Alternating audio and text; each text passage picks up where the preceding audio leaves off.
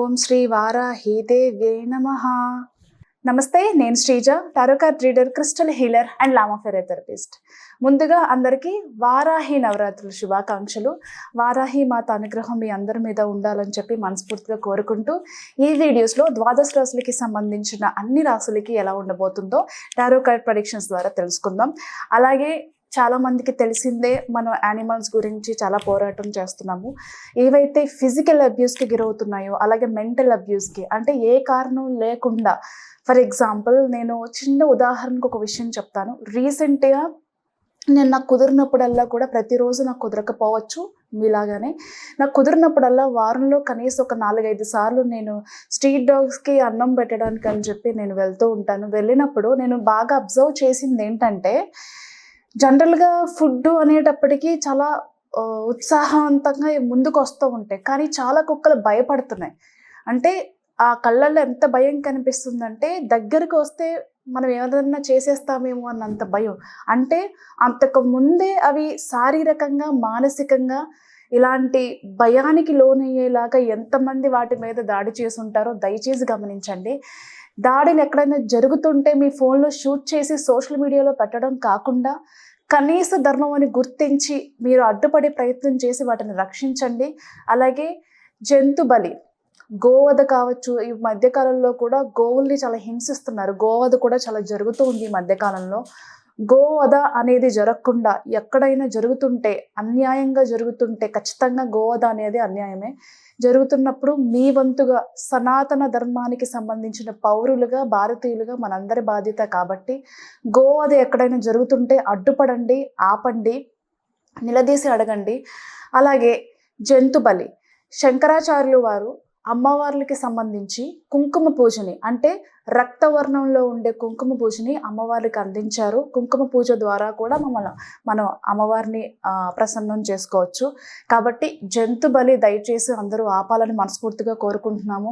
మన ఇంట్లో ఎంతో ప్రేమగా పెంచుకున్న పిల్లలను, లేకపోతే ఏదన్నా ఆవుల్లో, కుక్కల్లో మనమైతే తీసుకెళ్ళి బలిగా ఇవ్వం కదా. అలాగే మిగిలిన జంతువులు కూడా మన కోరికకి ఏమాత్రం సంబంధం లేని పశువుల్ని తీసుకెళ్ళి బలిదానం చేయడం అనేది ఎంతవరకు కరెక్ట్ అనేది ఒకసారి మీరే ఆలోచించుకోండి.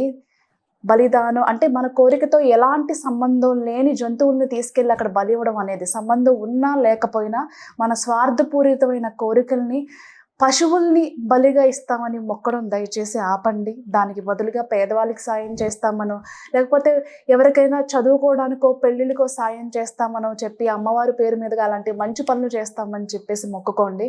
దయచేసి నేను చెప్పింది ఎవరికైనా కనుక అర్థం కాకపోతే నన్ను అపార్థం చేసుకున్నా పర్వాలేదు, కానీ నేను చెప్పాలనుకుంది అయితే, నా మనస్ఫూర్తిగా నేను ఏదైతే చెప్పాలనుకున్నానో అది చెప్పాను. Thank you so much. అలాగే ఈ ప్రెడిక్షన్స్ 14వ తారీఖు నుంచి 20వ తారీఖు వరకు కూడా వర్తిస్తాయి.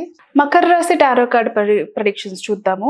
మకర రాశికి సంబంధించి లైఫ్కి సంబంధించిన ముఖ్యమైన విషయాల్లో చాలా డైలమా అనేది కనిపిస్తుంది. అంటే కొంచెం కన్ఫ్యూజ్ అవుతూ ఉంటారనమాట. మేబీ జాబ్ విషయాల్లో కానివ్వచ్చు, పర్సనల్ విషయాల్లో కావచ్చు, బిజినెస్ విషయాల్లో కావచ్చు. ఇలా ప్రతి విషయాల్లో కూడా కొంచెం సందిగ్ధకి లోనయ్యే అవకాశాలు కనిపిస్తున్నాయి. మరి ముఖ్యంగా పర్సనల్ విషయాల్లో ఒక మెంటల్ ప్రెషర్ అనేది తీసుకుంటూ ఉంటారు. అంటే ఏం డెసిషన్ తీసుకోవాలి, ఒకవేళ డెసిషన్ తీసుకుంటే దాని నుంచి వచ్చే పరిణామాలు ఎలా ఉండబోతాయి, ఆ ఛాలెంజెస్ కానీ, కాన్ఫ్లిక్ట్స్ కానీ నేను ఫేస్ చేయగలుగుతానా లేదా, ఇలాంటి సందేహాలన్నీ ఉండడంతో పాటుగా కన్ఫ్యూజన్ కూడా చాలా ఎక్కువగా కనిపిస్తూ ఉంటుంది. ఫర్ ఎగ్జాంపుల్ జాబ్ విషయంలో కావచ్చు. మేబీ మీకు వచ్చిన జాబ్ ఇంటి నుంచి దూరంగా వెళ్ళి వేరే స్టేట్లోనో వేరే కంట్రీలోనో చేయాల్సి వస్తే, మేబీ పేరెంట్స్ని కానీ, లేకపోతే హస్బెండ్ని కానీ, లేదా వైఫ్ని కానీ, పిల్లల్ని కానీ వదిలి వెళ్ళాలా అని చెప్పి చాలా ప్రెషర్కి లోనవుతూ ఉంటారు.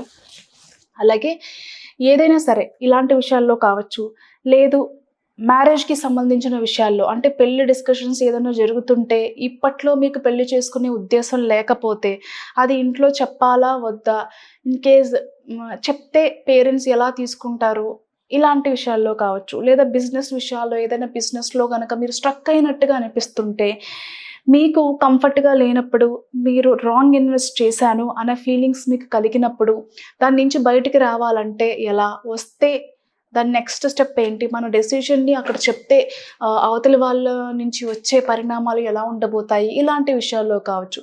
ప్రతి విషయంలోని ఒక క్రాస్ రోడ్లో ఉంటారు. ఎలాంటి డెసిషన్ తీసుకోవాలి, ఏం తీసుకోవాలి, తీసుకుంటే వచ్చే కాన్ఫ్లిక్ట్స్ అండ్ ఛాలెంజెస్ని నేను ఫేస్ చేయగలుగుతానా లేదా, ఇలా ఒక మెంటల్ ప్రెషర్, మెంటల్ డిప్రెషన్లో ఉండి ఆలోచిస్తూ ఉంటారు ఇలాంటి విషయాలన్నిటిలో కూడా.